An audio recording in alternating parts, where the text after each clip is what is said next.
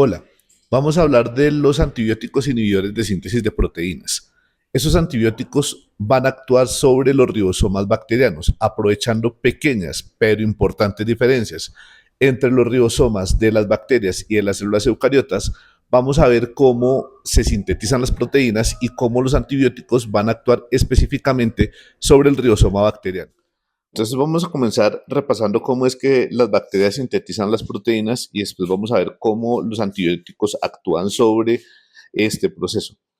Para el proceso de síntesis de proteínas o traducción vamos a tener tres partes que van a ser la iniciación, la elongación y la terminación.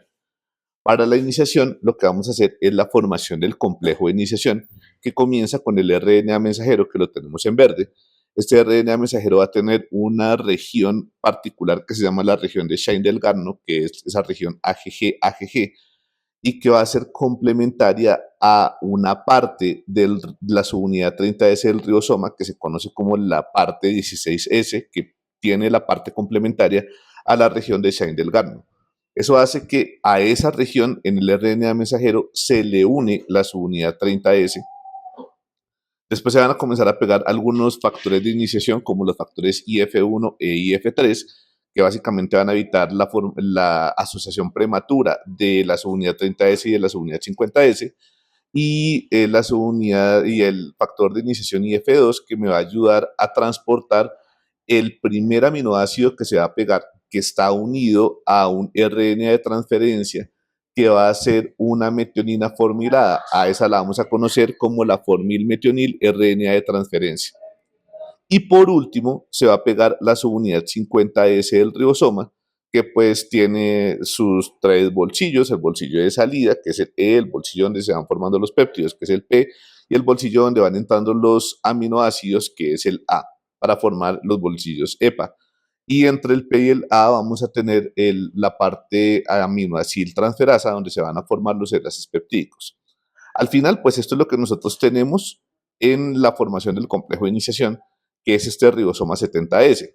Está el RNA mensajero, la subunidad 30S que se pega por un lado, la subunidad 50S que se pega por el otro lado. Ya tenemos al formilmetionil RNA de transferencia en el bolsillo P, y pues ahí jugaron algunos papeles los factores de iniciación.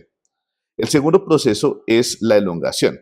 En la elongación, pues como ya estaba el bolsillo A desocupado, a ese bolsillo A se le van a pegar un aminoacil RNA de transferencia que tenga la secuencia complementaria al codón que está en el RNA mensajero en el bolsillo A.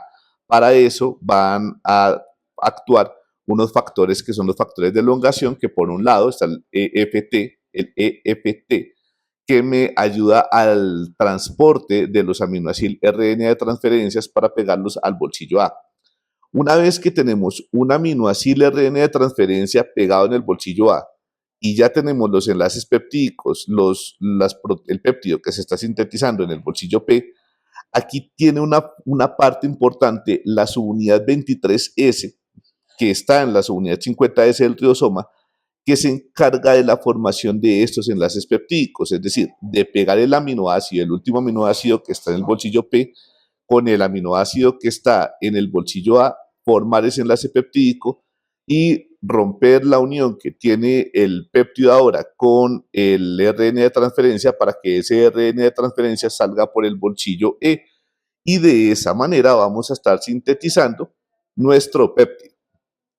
Y por último vamos a tener el papel que juega el factor de elongación G o EFG, que se va a encargar de ir moviendo todo el complejo de traducción, que es la subunidad 50S y la subunidad 30S, tres, tres nucleótidos hacia un lado para pues que el bolsillo A vuelva a quedar desocupado para que se pueda pegar el siguiente aminoácido RNA de transferencia.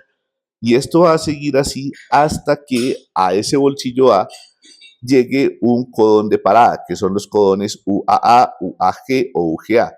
Cuando eso pasa, se van a pegar los factores de liberación, que de hecho van a reconocer a estos codones de parada y me van a disociar el complejo, me van a separar el RNA mensajero por un lado, separan a la subunidad 50S del ribosoma por el otro, a la subunidad 30S del ribosoma por el otro, y ya me queda el péptido libre para que sea utilizado para lo que se necesite. Así es como se forman las proteínas. Ahora vamos a ver cómo los antibióticos van a actuar sobre este proceso. Los antibióticos pueden actuar sobre 4 sitios importantes. Pueden actuar sobre la subunidad 30S, pueden actuar sobre la subunidad 50S, pueden actuar sobre algunos factores como los factores de elongación, por ejemplo el factor de elongación tipo G, o en la síntesis de algunos aminoácidos RNA de transferencias. Entonces, comenzando con la subunidad 30S, vamos a tener dos grupos que se pegan a esta subunidad. Por un lado tenemos a los aminoglucósidos, que se van a encargar de inhibir de manera irreversible la formación de ese complejo de iniciación. Eso me genera que se evita que traduzcan el nuevo RNA mensajero a proteínas, pero acá les pongo que es un por dos porque además de ese mecanismo que hasta ese punto tendría como efecto un efecto bacteriostático, los aminoglucósidos también tienen la capacidad de producir proteínas anormales. Si ya el ribosoma está haciendo la elongación de una proteína, de todas maneras se puede pegar el aminoglucósido y ese aminoglucósido me puede generar una lectura errónea haciendo que se produzcan proteínas anormales. Esas proteínas anormales me pueden generar daño en el ADN, me pueden generar daño en otras proteínas, me pueden generar daño en el funcionamiento de las membranas, que de hecho me puede permitir el paso de más antibiótico, bien sea aminoglucósido o de otro tipo de antibióticos, y esto me va a generar el efecto, por un lado, bactericida propio de los aminoglucósidos y también la posibilidad de tener un efecto posantibiótico, porque una vez que se acaba el aminoglucósido, pues las proteínas anormales siguen dentro de la bacteria produciendo daño. Por eso acá le pongo un por dos, porque tiene varios mecanismos de acción. Y por otro lado tenemos a las tetraciclinas que van a bloquear la entrada del aminoácido RNA de transferencia, evitando la elongación de la cadena peptídica y pues sí va a tener en principio un efecto bacteriostático. De los antibióticos que actúan sobre la subunidad 50S vamos a tener varias familias. Entonces, básicamente lo que hacen es medicamentos tradicionales como el cloranfenicol o las lincosamidas se van a unir a esa región 23S, bloqueando la reacción de la transpeptidación y evitando la formación de la elongación. Acá les señalo como un camino distinto, pero pegadito, lo que pasa con los macrólidos.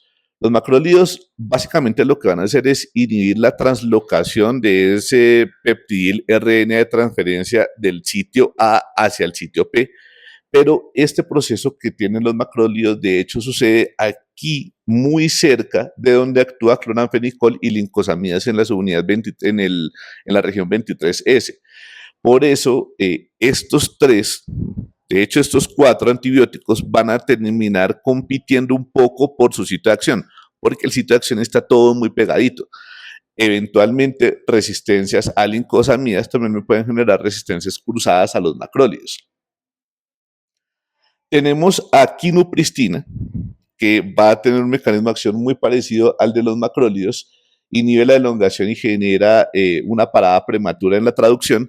Y tenemos a su prima hermana, que es la alfopristina, que se va a unir a la subunidad 50S, generando un cambio en la conformación de la subunidad 50S que intensifica la unión de quinupristina. Por eso, usualmente, estos dos antibióticos van a ir juntos. Hacen parte de una familia que se llaman las streptograminas. Tenemos aquí, por otro lado, a un grupo de antibióticos que se va a pegar al sitio P, que es el grupo de las isoxazolidinonas, donde está el inesolid y teisolid, que evitan la iniciación. Entonces, como su sitio de acción es único, pues va a resultar bastante útil cuando tenemos resistencias. Y tenemos otro antibiótico más o menos reciente, que es la lefamulina, que se une también a la porción peptidil transferasa, pero en un punto distinto a donde se une cloranfenicol, lincosamidas y macrólidos. También genera inhibición de la elongación, pero en un sitio distinto y además de mayor afinidad y mejor estabilidad, por lo que también puede ser utilizado en casos de resistencias. Tenemos al ácido fusídico, que se va a unir al factor de elongación EFG, que es el que se encarga de mover el ribosoma, de la translocación ribosomal. Este medicamento viene en presentación tópica, oral e intravenosa y es específicamente para el manejo de infecciones por Staphylococcus aureus. Y tenemos a la mupirocina que va a inhibir de manera reversible a la enzima isoleucil RNA de transferencia sintasa, que es la enzima que cataliza la unión de la isoleucina al RNA de transferencia y pues al final me va a generar un bloqueo de la elongación. Eso es un antibiótico que actúa principalmente tópico en el manejo de infecciones por Staphylococcus aureus.